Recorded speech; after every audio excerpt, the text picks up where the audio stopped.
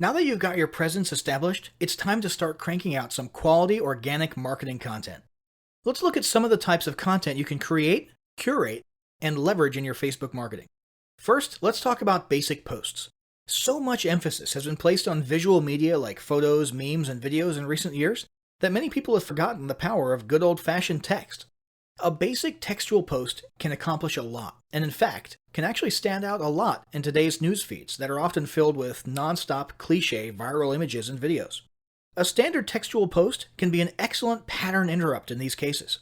A textual post, whether it be from your personal profile, a business page, or a group, can be about anything you want.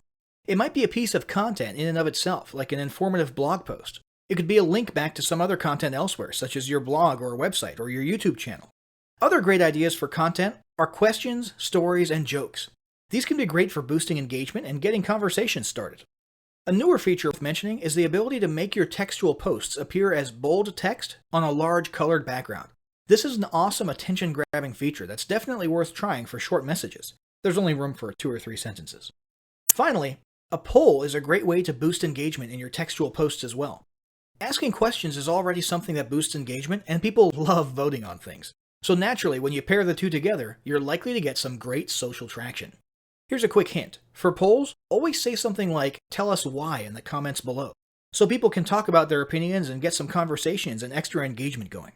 Next up, there's image posts and memes. It's been almost a decade, and we're still seeing images of Boromir from Lord of the Rings looking at us in our news feeds, and telling us about how one does not simply this, or one does not simply that. Why? Because it gets people's attention, gets your point across, and usually still results in a few likes, shares, or comments. Whether it's Sean Bean as Boromir saying one does not simply run Facebook ads without using a tracking pixel, or the Dos Equis guy sipping on a beer and saying, "I don't usually try to lose 5 pounds in 1 week, but when I do, I use high-intensity interval training." The fact is, memes work in almost any niche. In fact, it's precisely their goofy and ironic application to unexpected niches that causes them to be so funny and get a rise out of people. So it's settled. If you can find a few minutes per week to make a funny meme for your niche, it's definitely worth your time. But it's not just about memes. Other types of images can be beneficial as well. If you're working an authority angle, try posting images of you on stage at events. If you're promoting a free report or a free digital offer, you can use an image of the e-cover itself or even a generic stock image that you can find on the cheap at Adobe Stock. Make sure the images are relevant to your offer and audience. So if you're targeting restaurant owners, a smiling business owner standing outside of their restaurant might work. If you're doing a weight loss product, a stock photo of a woman stretching or a man running might be the ticket. If you're selling physical products, use an image of the product itself or of a person using the product. And remember, these are organic posts, not paid ads. So you're not bound by some of Facebook's restrictions like the text-to-image space ratio, and so on. Although there still are some terms of service that apply to all content, so be sure you familiarize yourself with those. Next up, there's videos. The uncontested king of engaging content. This still hasn't changed. In fact, if anything, it's becoming even more of a norm than ever. If you're not using videos in your Facebook marketing, you're missing out big time. While it used to be common to use YouTube for hosting your videos and simply embed or link them on Facebook, in recent years, Facebook has started to beef up their own video hosting functionality. Today, Facebook is giving YouTube a run for its money, and many people are now beginning to lean towards Facebook as their primary video sharing venue.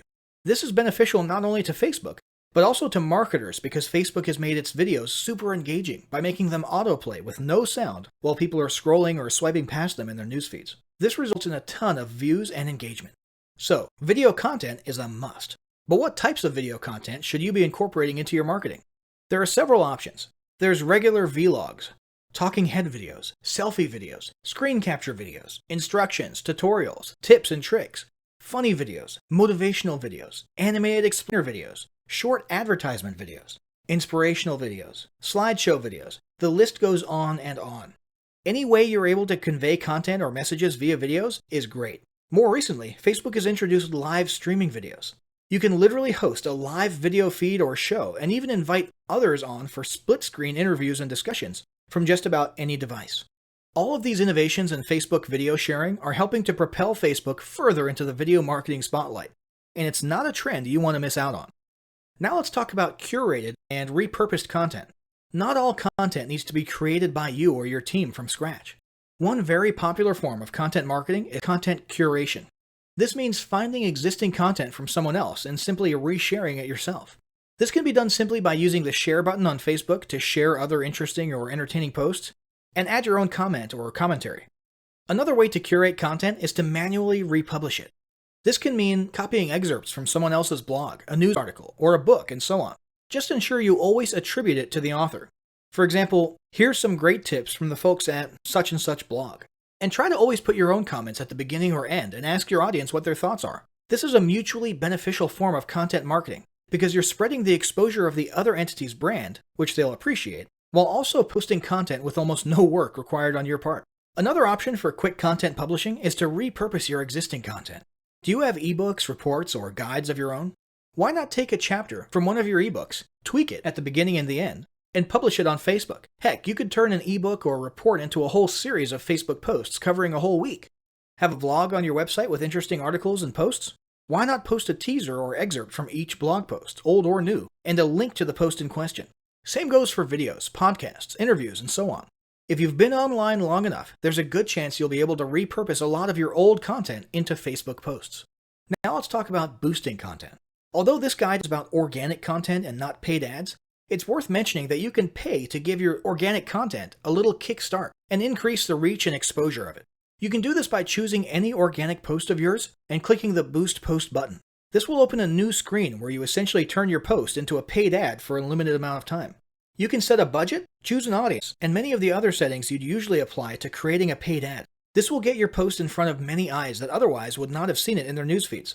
Be advised, when you use this method, your post technically becomes a Facebook ad and will then be subject to Facebook ad guidelines that most organic content is not subject to. So if you have an image in your Facebook post and the image is almost completely text or has a very large text to image ratio, there's a pretty good chance it's not going to be a good fit as a boosted post. Now let's talk about content planning.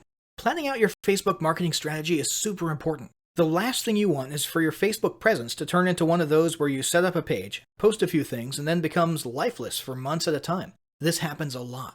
When people see this, you instantly lose credibility. And that's why it's important for your team to have a robust content posting schedule and strategy. Ideally, you should be posting something almost every day at least. However, this need not always be content designed from scratch. Instead, you can set aside 2 days of the week that are for original, created from scratch posts or videos, while all the other days in between only require a reshared post from elsewhere or a quick meme or image. Set aside another day of each week for a video post and maybe another day for a community poll.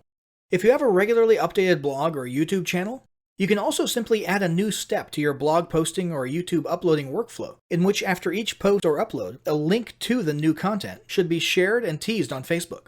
There are a number of ways to easily incorporate daily Facebook posting into your weekly routine. It would also be a good idea to establish a daily or at least weekly routine for you or a team member to go through all your posts and reply or interact with your audience if they commented or asked questions. Finally, let's talk about tools, services, and help. Maintaining a regular and active Facebook presence can be a little difficult if your business is already busy as it is. If it becomes too overwhelming, there are several options for lightening the load, or at least making it easier to manage. First off, there's tools like Hootsuite and OnlyWire that make social media posting, scheduling, and planning much easier. If you'd like to have your content created for you, there are a handful of paid third-party services out there that will literally create and post content for you on a daily basis. $99 Social would be one example of this. You'd simply fill out a profile of what type of content you want and what industry or niche you're in, and let them take care of the rest. Finally, it might be worth it to hire a new team member specifically to handle your social media marketing, or delegate the responsibility to an existing team member who has time available to do it. This individual would be in charge of posting, commenting, replying, moderating, and so on. So, Facebook marketing is clearly an incredibly valuable and arguably critical part of any online business today. As you've learned in this guide, it can be a lot easier to establish a Facebook marketing strategy and routine than you may have previously thought. But none of it will count for anything if you don't start applying what you've learned right away. To that end, start implementing the steps of the following battle plan today. Step 1. Establish your marketing goals. Step 2. Determine what type of presence best fits your goals and create it right away. Step 3. Draft up a plan with your team for daily content posting and delegate the responsibility to one person. Alternatively, if you're a lone wolf, consider using the above-mentioned tools or services to lighten the load.